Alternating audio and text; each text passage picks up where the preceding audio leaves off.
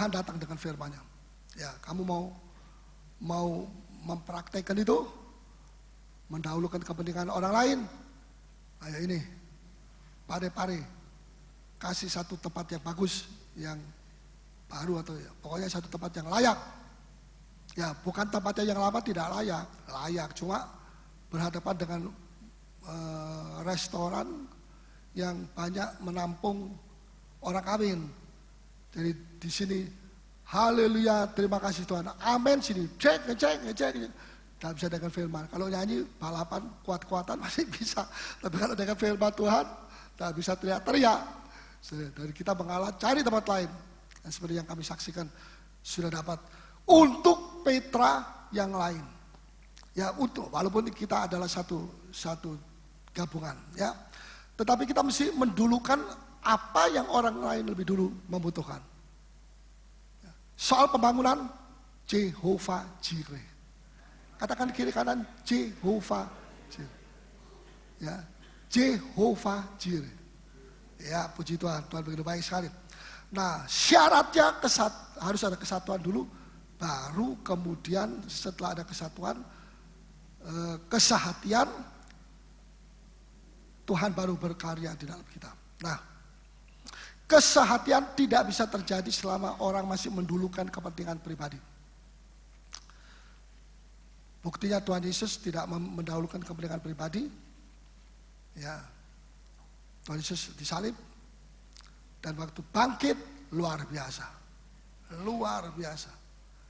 Yesus bangkit atau separuh bangkit? Bangkit full. Mestinya murid-murid sukacita.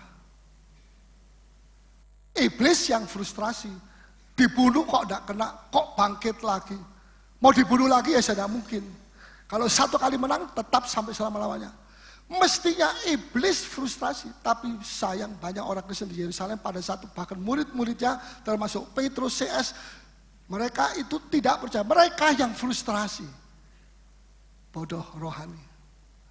Coba kita mesti berhati-hati dalam hidup kita. Kadang-kadang kita mengalami sesuatu yang mestinya itu tanda Tuhan memberkati, Tuhan menolong, menjawab doa. Tapi saudara jadi lemah. Padahal Tuhan sudah bangkit. Kok murid-murid masih jadi lemah? Thomas tidak mau percaya. Aku tidak mau percaya kalau Yesus bangkit. Suruh datang ke sini. Enaknya saja kalau juru Tuhan Yesus ya. Nanti saya mau lihat. Kalau saya bisa masukkan jariku di dalam lubang. Aku percaya Yesus bangkit. Itu kebodohan dari seorang yang bimbang. Kebodohan. Ya. Apa sebabnya? Yesus sudah berkata, kasih tahu sama Petrus. Aku bangkit. Kok Petrus ini tidak percaya? Petrus pendek terus. Rohaninya loh, jangan tersinggung. Kalau tersinggung, bukan hati hamba itu. Adanya pendek, tapi sudah dalam proses bertumbuh. Jadi nanti dia bisa lebih tinggi daripada saya. Ya Tuhan itu begitu baik sekali. Sebab itu ada hal-hal kita mesti penting untuk kita membuka mata hati kita supaya kita tahu bahwa peristiwa ini tanda atau serangan ini tanda apa? Tanda iblis sedang frustrasi. Betul? Ya. Kalau gereja mati, dia tidak frustrasi, biarin aja dari pendetanya sampai majelisnya semua mati. Tiap minggu mereka bikin gereja, tapi tidak ada perubahan, tidak ada sesuatu yang dampak yang untuk kota kita, iblis tidak akan diganggu. Tapi kalau iblis lihat gereja itu diberkati dan kasih karunia Tuhan luar biasa di situ, iblis mulai frustrasi. Dan karena frustrasi dia coba menyerang dari pihak sini, coba menyerang dari sebelah sana, dari sebelah sana lagi, dari sebelah. Jangan heran, dulu saya heran. Ya, kenapa Tuhan gereja ini diberkati tapi kok banyak. Dan sejak diberkati itu, tahun 80 atau tahun 90 ya. Sejak diberkati, serangan-serangan mulai datang. Kemudian Tuhan memberitahu kepada saya, jangan takut. Ini menunjukkan iblis frustrasi. Kalau musuh sudah dikatakan frustrasi, itu musuh itu menang atau kalah? Kalah. Lah kenapa orang Kristen frustrasi, niru-niru? Betul? Siapa yang frustrasi dalam nama Tuhan, hari ini selesai dengan frustrasi. Jangan frustrasi lagi. Ada amin? Kalau Anda diputus oleh pacar, jangan frustrasi. Yang kawin jangan ikut amin. Lauli. Kalau saya kawin frustrasi, wah itu berat, bahaya. Tidak boleh. Ya. Ya. Jadi sebetulnya itu satu kebodohan dari orang Kristen sendiri. Ya, satu contoh lagi, Petrus di penjara dibuka oleh malaikat, bisa keluar, pintu-pintunya bisa terbuka, habis itu tutup. Seperti banyak pintu yang seperti begitu di Jakarta terutama. Ya. Kemudian Petrus pergi ke rumahnya Markus, ketok-ketok. Rode pembantunya bilang, wah Om Petrus ini. Saking giranya dia tidak bukakan pintu, tapi dia lari masuk ke dalam, ibu-ibu sedang berdoa, mohon Petrus dilepaskan Tuhan dan sebagainya. Mereka dikasih tahu sama Rode, hei ibu-ibu, Ibu Markus termasuk, Ibu Maria, itu ada Petrus di depan. Ah, kamu tuh ngigau ya. Nah, kalau orang-orang yang begini sudah tidak percaya, sudah frustrasi. Apa sebenarnya? Karena mereka juga turut frustrasi. Niru siapa? Niru si jahat ini, iblis ini. Jadi jangan kita meniru. Kalau kita meniru iblis, kita akan kehilangan banyak perkara yang baik daripada Bapa kita di surga. Amin. Tapi kalau kita mau terus melihat, ya, terus melihat dan terus sampai Tuhan Yesus datang, kita akan menuai hal yang luar biasa. Amin. Nah, saya mau akhiri dengan sikap hamba. Ada 4 poin. Mungkin 1 poin atau 2 poin ya. Sikap seorang hamba, ciri seorang hamba itu apa? Poin pertama, bersukacita. Bisa jadi dia melakukan sesuatu tapi dia tidak bersukacita. Dia mengatakan, mengapa saya terus begini? Mengapa majikan saya tidak membawa saya kepada level yang lebih tinggi? Dan sebagainya, dan sebagainya. Ya. Tapi tetap dia bersukacita. Pelayanan apapun dia tetap bersukacita. Tidak milih-milih, pilih-pilih. Ya, coba kalau sudah punya pembantu kemudian pilih, oh saya tidak mau itu ibu, saya tidak mau sapu di sana, saya mau sapu di sini, saya mau piring ini, saya tidak mau piring saya. Get out, keluar saja. Bukan kami yang dilayani kamu, kami yang melayani kamu. Tapi dia melakukan satu tugas seorang hamba, tapi tidak punya hati hamba. Dengar baik-baik. Ini ciri golongan yang paling banyak di dalam gereja, yaitu dia seorang pelayan Tuhan, tetapi dia tidak punya hati seorang hamba. Buktinya apa? Suka tersinggung, suka ini, suka itu, suka marah, suka kopi, suka kritik, suka apa macam-macam, suka contoh Makassar, ya tidak apa-apa, itu tidak apa-apa. Jangan terlalu banyak, ya. Firman Tuhan itu membuka, ya toh ya. Seperti pelita, kalau disampaikan itu seperti pelita yang menyala. Oh, kalau begitu saya ini masih salah, ini melayani Tuhan kok begini, suka bersungut-sungut, ya, dan sebagainya. Ya. Kita lihat dia sudah melayani, tapi Allah melihat hatinya, selalu dikatakan Allah melihat hati. Saul dibuang sama Tuhan, tetapi diganti oleh Daud. Kenapa? Karena Tuhan melihat hatinya. Bukan pendidikannya dia sampai di mana, bukan kecantikannya dia, gantengnya sampai di mana, bukan itu. Ya, sekalipun masalah pendidikan tidak menjadi soal. Ya, Petrus semua juga tidak punya pendidikan. Tapi kalau Roh Kudus, tapi jangan orang muda terus berkata, kalau begitu saya tidak mau masuk fakultas dokter atau apa. Karena Paulus bilang, tidak usah itu semua. Kita tuh jangan bukan frustasi, ekstrim, jangan kita ekstrim. Ya. Orang Kristen ekstrim itu tidak dipimpin Roh. Lihat saja kalau orang berkata sendiri bilang, Tuhan bicara kepada saya, nanti dulu. Kalau saya bilang, nanti dulu. Apa tandanya Tuhan bicara? Nah, biasanya banyak nabi palsu itu ngomong begitu. Belum apa-apa, supaya menarik hati. Tuhan bicara kepada saya untuk gini. Dan saya tidak mau 100% menanggapi, kita doakan. Kalau memang dari Tuhan ada contoh-contohnya. Ada hal-hal yang ciri-ciri yang terjadi. Kalau tidak, ya sebab itu kita boleh ada nubuat, kita boleh ada mimpi dan sebagainya. Tapi firman Allah harus mutlak, tidak bisa diabaikan. Kenapa? Karena nubuat masih harus diuji. Tapi firman Allah tidak pernah diuji, tidak perlu diuji. Bahkan ini yang menguji nubuatan, menguji perkataan orang, menguji apakah dia nabi benar atau nabi palsu, menguji mimpinya benar atau tidak. Dengan ini, kalau dengan pikiran kita sendiri, kita kasih batasan-batasan yang keliru, tidak sesuai dengan firman, nah kita juga turut salah. Ya, jadi ini demi kebaikan kita semuanya supaya kita mengerti. Nah, tugas apapun beratnya, kalau itu dilakukan dengan sukacita, menjadi apa?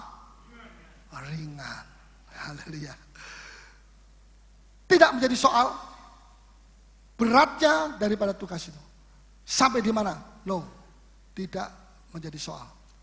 Yang menjadi soal, apakah Anda melakukan ini, beban-beban ini, dan sebagainya, tugas-tugas ini dengan sukacita. Sehingga dengan sukacita itu, Anda merasa ringan dan enak. Kuk yang kupasang itu enak dan ringan. Bisa nangkap, saudara? Makanya begitu banyak orang Kristen yang frustasi karena mereka merasa bahwa ini harus saya pikul. Padahal masih ada yang bisa meringankan kita. Yaitu jikalau kita melakukan itu tugas dengan bersuka cita. Nah, kerjakan itu.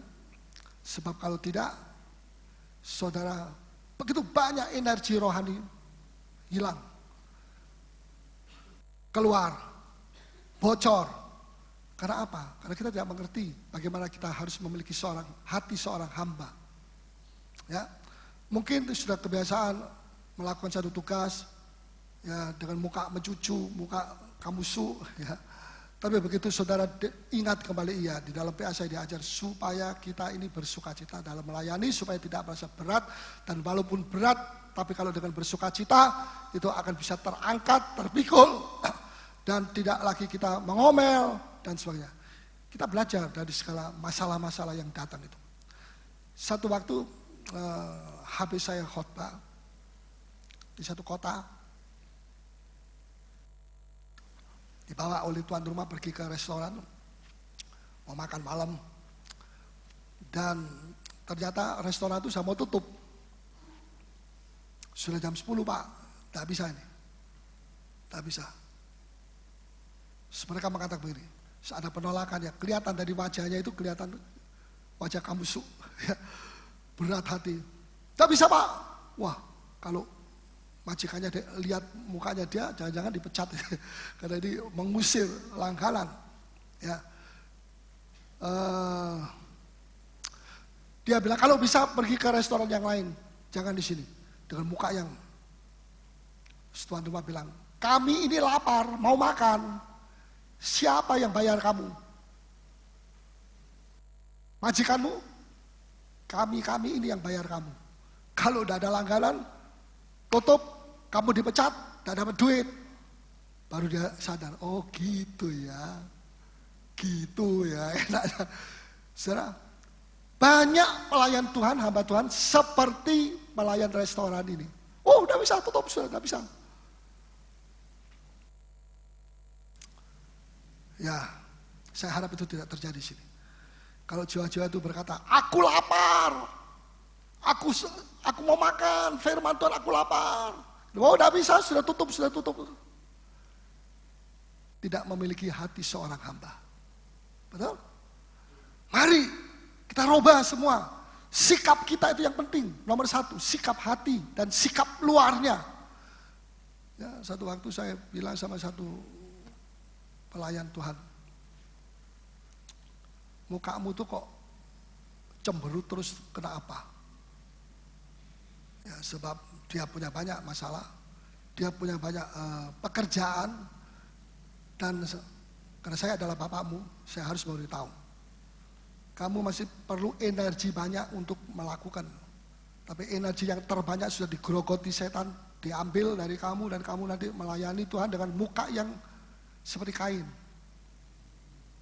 Kenapa Kain? Yaitu Tuhan bilang, Kain setelah dia bunuh adiknya, kenapa sih mukamu muram? Nah kayak kamu tuh loh, muka muram. Saya bilang, kenapa? Ya, hei Kain, kenapa? Apakah tidak ada jawaban kalau kamu berbuat baik? Wah, berarti ada perbuatan yang tidak benar ini. Ya, pasal 4. Ayat yang ke-7. Sudah. Ayat 5 mulai. Ya. Tetapi Kain dan korban persembahannya, Ya, lebih keras. tidak diindahkannya, lalu hati Kain menjadi sangat panas dan Tuhan mukanya tidak muram. mengindahkan, Tuhan tidak mengindahkan. Ya, lalu hati Kain menjadi sangat panas, bukan panas, tapi sangat panas dan mukanya muram.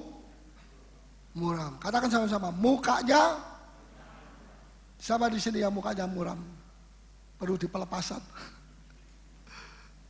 Terus Firman Tuhan kepada Kain, mengapa hatimu panas dan mukamu muram? nah, hati-hati, yang hati panas, yang ada di sini, yang muka muram. Oh, saya sudah melayani Tuhan 30 tahun. Tidak penting 30 tahunnya itu, tapi hatimu panas atau mukamu muram, berarti tidak ada masalah di dalam kamu sendiri. Seringkali kalau kita salah, gagal, kita bilang ini salahnya dia, salah. Saul bilang salahnya rakyat. Tapi Samuel bilang ini salahmu sendiri sebagai nabi. Ya, saudara ya. Terus, Apakah mukamu tidak akan berseri Ya. jika engkau berbuat baik? kalau kau berbuat baik, masa kamu kayak begitu? Harus dibawa ke salon lebih dulu, dipermak dulu, terus Tetapi jika engkau tidak berbuat baik, ya, dosa sudah mengintip di depan pintu. dosa, ngeri nih, dosa mengintip di depan pintu. Terus, Ia sangat menggoda engkau, ya, tetapi engkau harus berkuasa atasnya. harus berkuasa, harus menang. Perlunya pengendalian diri, perlunya pengendalian emosi, perlunya pengendalian omongan. Ya, sebab kalau kita berbuat baik, tentu ada sukacita di dalam kita. Amin. Ya, kalau kita melakukan sesuatu dan kita tidak punya sukacita, hilang sukacitanya, kita mesti periksa. Apa sebabnya? Haleluya. Nah, sehingga Tuhan akan dipermuliakan di dalam kita. Mutu kita gereja akan terangkat. Kalau pelayan-pelayan Tuhan punya hati seorang hamba, mutu gereja ini akan naik. Tuhan tidak menilai bangunannya, sekalipun kita perlu bangunan juga. Tuhan menilai saudara-saudara. Dan lebih dalam lagi, yaitu hati saudara. Dan lebih dalam lagi, sikap Anda dalam melayani itu bagaimana? Kalau sikapnya cemberut, ya ada roh cemberut di dalam dia. Saudara, jiwa-jiwa juga mengatakan, kami lapar, kami boleh masuk, kami mau dengar firman, kami mau pengajaran. Jangan sampai yang lama-lama ini tidak. Ada penting itu saya sudah tahu. Awas, hati-hati. Saya ini 40 tahun jadi hamba Tuhan, masih nggak bosen-bosen membaca Alkitab. Karena setiap kali saya menemukan sesuatu yang baru. Nah, kalau saya menemukan sesuatu yang baru itu ada seperti sumur air yang mengalir dari dalam. Itu tidak bisa diukur dengan apapun juga. Itu adalah kasih karunia daripada Tuhan. Ya, tolong kami. Ada saudara mau tolong? Sikap itu penting sekali.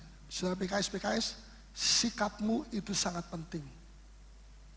Ya, jangan muka yang muram, muka yang sukacita. Jiwa-jiwa baru dilayani. Ya, ketawa. Coba ketawa, 1, 2, 3.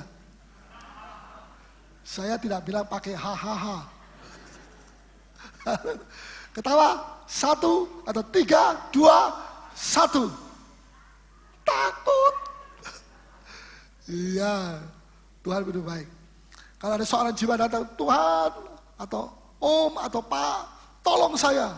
Bagaimana? Saya lapar rohani, termasuk lapar jasmani. Gereja harus mempunyai, gereja punya apa? Peduli, Petra peduli. Harus dikalahkan.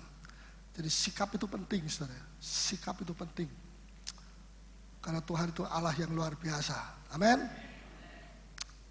Saya masih punya beberapa, tetapi terakhir saya mau saksikan bagaimana Tuhan merubah hidup saya. Ya. Coba kita baca Markus 14 ayat 3. 14 ayat 3. Ketika Yesus berada di Betania, di rumah Simon di Sikusta, Ya. dan sedang duduk makan, Ya. datanglah seorang perempuan membawa suatu buli-buli pualam berisi minyak narwastu murni Ya. yang mahal harganya. Setelah dipecahkannya leher buli-buli itu, dicurahkannya minyak itu ke atas kepala Yesus. Ada orang yang menjadi gusar dan berkata seorang kepada yang lain, "Untuk apa pemborosan minyak narwastu ini? Sebab minyak ini dapat dijual 300 dinar lebih dan uangnya dapat diberikan kepada orang miskin." Ya. Lalu mereka memarahi perempuan itu. Tetapi Yesus berkata, "Biarkanlah dia. Mengapa kamu menyusahkan dia? Ia telah melakukan suatu perbuatan yang baik padaku. Karena orang-orang miskin selalu ada padamu, dan kamu dapat menolong mereka bila mana kamu menghendakinya. Tetapi aku tidak akan selalu bersama-sama kamu." Terima kasih. Dalam Injil Lukas juga ada di rumah daripada Simon. Siapa yang tahu? Simon. Lukas dan orang wanita berdosa yang mengurapi Tuhan. Tidak ada yang tahu? Apa? Lukas. Ada yang sudah dapat? Lukas 7. Lukas Lukas 7 ayat 7. Ya, maafkan, keliru. Lukas 7 ayat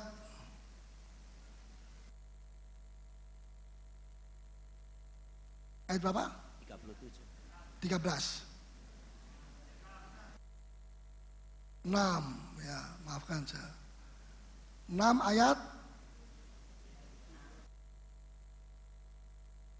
37. Lain lagi nih. Lukas 7. Kembali lagi. Ayat 36. Ayo tolong bacakan. Singkat saja. Seorang Farisi mengundang Yesus untuk datang makan di rumahnya. Ya. Yesus datang ke rumah orang Farisi itu lalu duduk makan. Di kota itu ada seorang perempuan yang terkenal sebagai seorang berdosa. Ketika perempuan itu mendengar bahwa Yesus sedang makan di rumah orang Farisi itu, datanglah ia membawa sebuah buli-buli pualam berisi minyak wangi. Ya.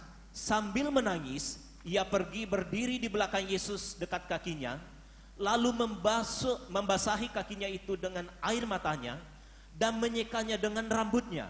Ya. Kemudian ia mencium kakinya dan meminyakinya dengan minyak wangi itu. Ya. Ketika orang Farisi yang mengundang Yesus melihat hal itu, ia berkata dalam hatinya, "Jika ia ini nabi, tentu ia tahu siapakah dan orang apakah perempuan yang menjamahnya ini. Tentu ia tahu bahwa perempuan itu adalah seorang berdosa." Lalu Yesus berkata kepadanya, "Simon, ada yang hendak kukatakan kepadamu." Sahut Simon, "Katakanlah guru." Ada 2 orang yang berhutang kepada seorang pelepas uang. Yang seorang berhutang 500 dinar, yang lain 50. Karena maafkan. Ini keliru. Bukan ini Simon, lain.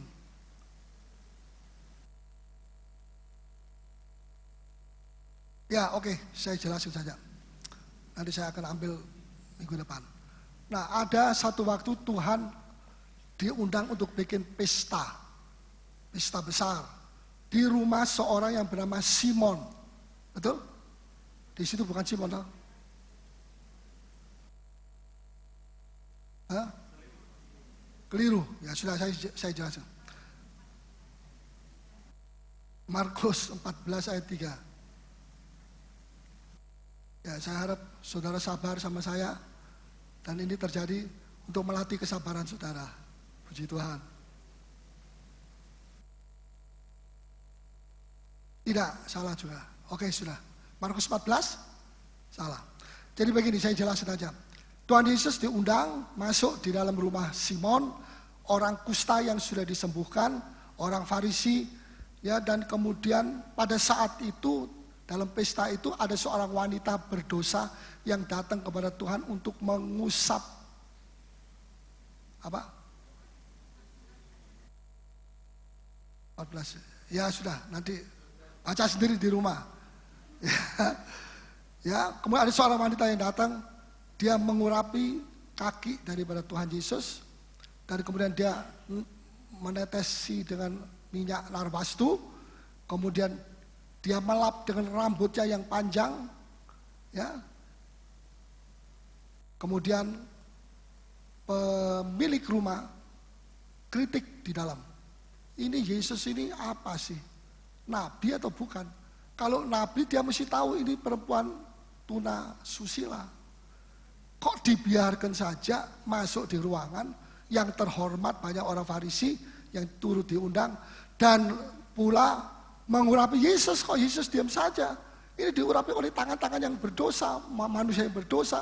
Semuanya nomor satu kalau orang Farisi mau menghakimi.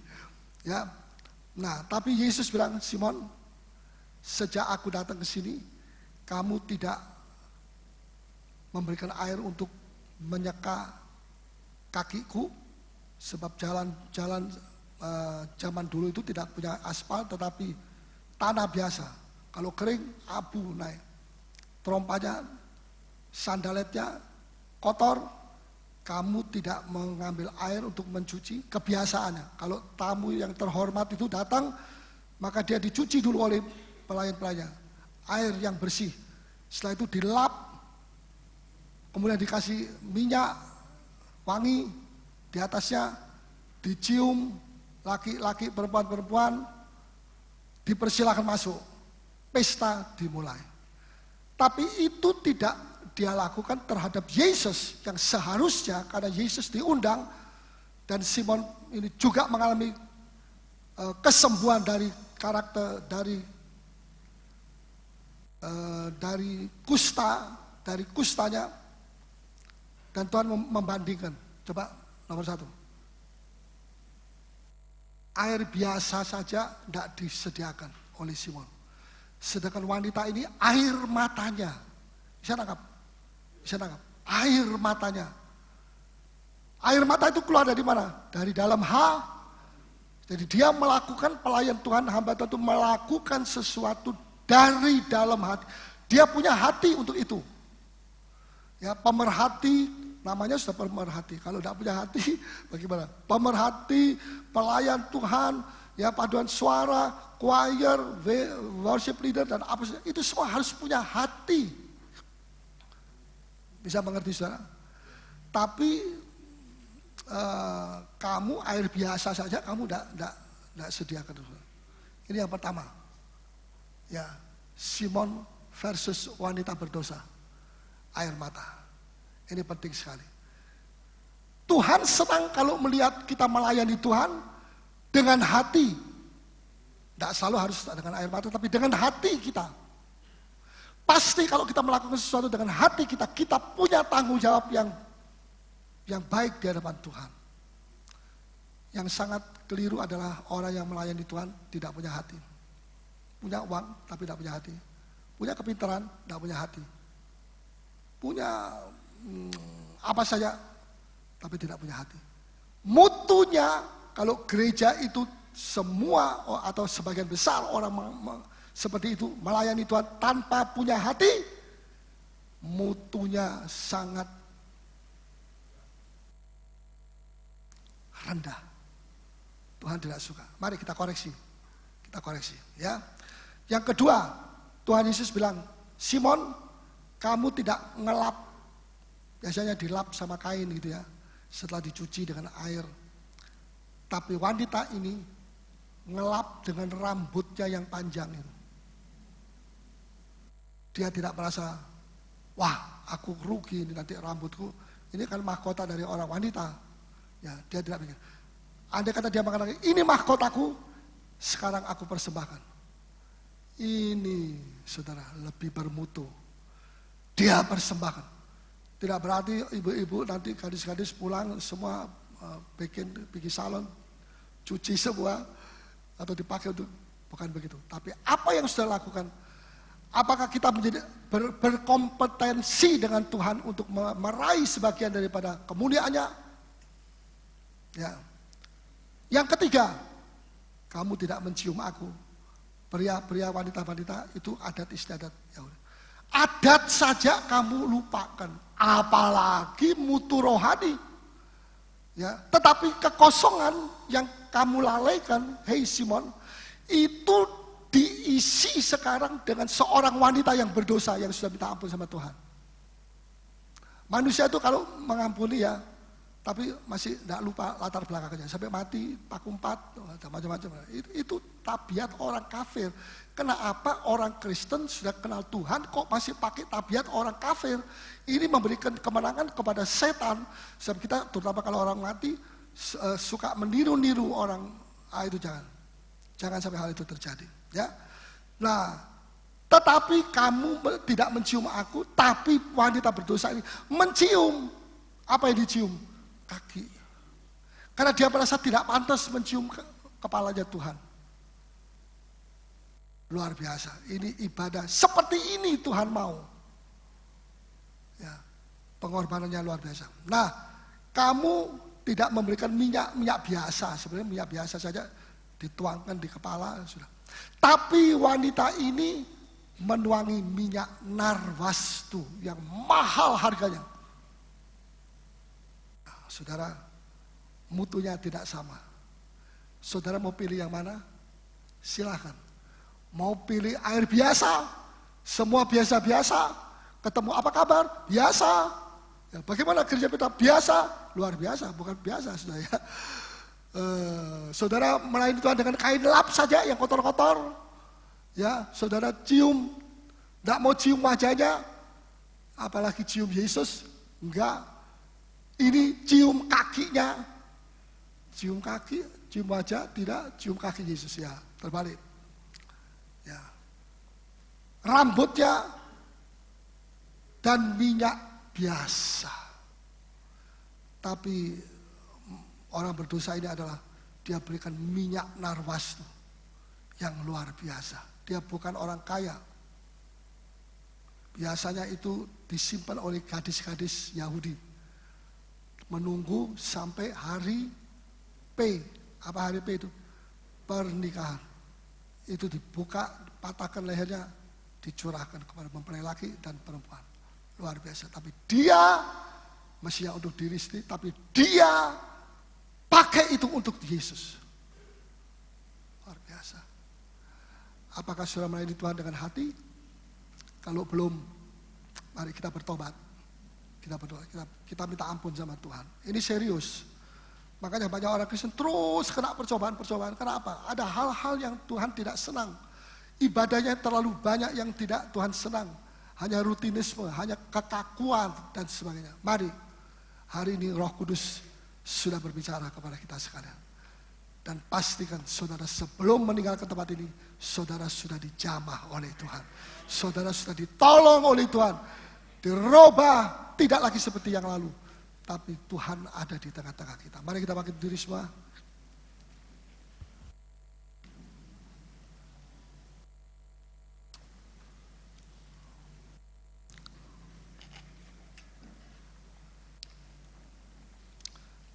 Ku percaya mujizat. Ya, jikalau saudara bisa memiliki hati hamba, itu satu mujizat. Amin. Satu mujizat. Katakan kiri kanan. Diubah itu satu mujizat. Ya, memiliki hati seorang hamba itu adalah mujizat. Haleluya. Ya.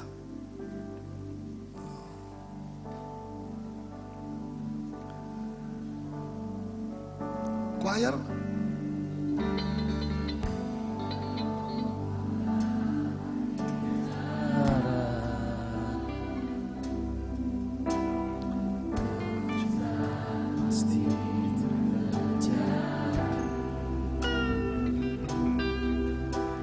Roh Kudus bekerja, perkara dahsyat Allah lakukan.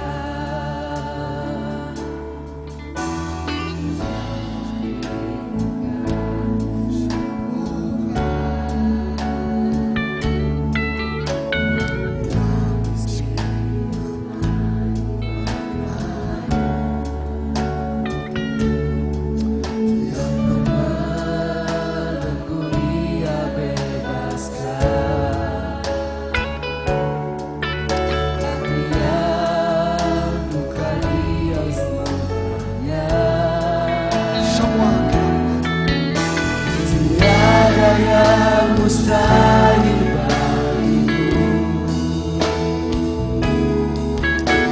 letakkan mujizatmu sekarang.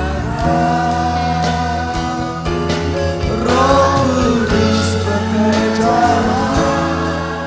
tunjukkan kuasa-Mu, ku percaya mujizat.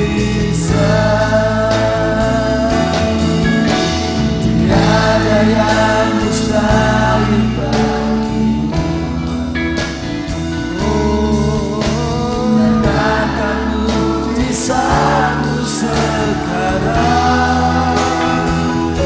Roh Kudus bekerja, tunjukkan kuasa-Mu, ku percaya mujizat. Tiada yang mustahil bagimu, tiada yang mustahil bagimu. nyatakan mujizat-Mu Tuhan, Nyatakan mujizat-Mu sekarang. Roh Kudus bekerjalah, tunjukkan kuasa-Mu, ku percaya mujizat. kau wanita saya menyanyi, semua wanita, Tiada yang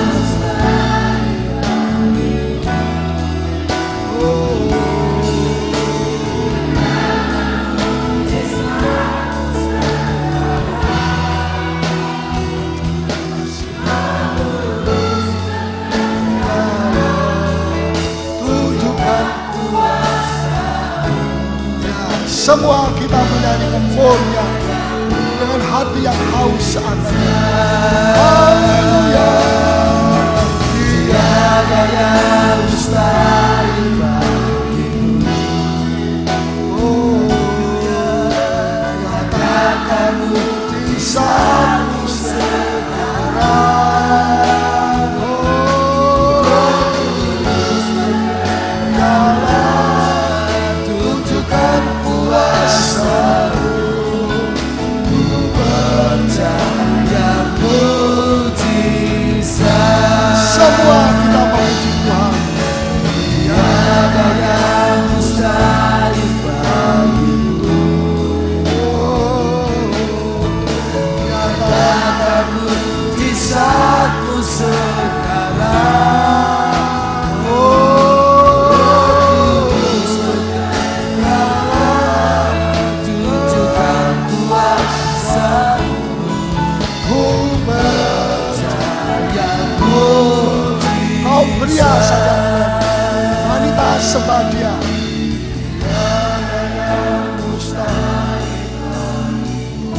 Kau pria, keluarkan suaramu. Nyatakan mujizat-Mu sekarang. Roh Kudus Jalan tunjukkan kuasa-Mu, ku semua kita percaya mujizat. mujizat. Meyakini tiada yang mustahil. Mustahil bagimu. Sungguh Tuhan kami percaya. Nyatakan mujizat-Mu sekarang. Ya Bapa, Mahiros ya Bapa. Roh Kudus bekerjalah, tunjukkan kuasa kuasa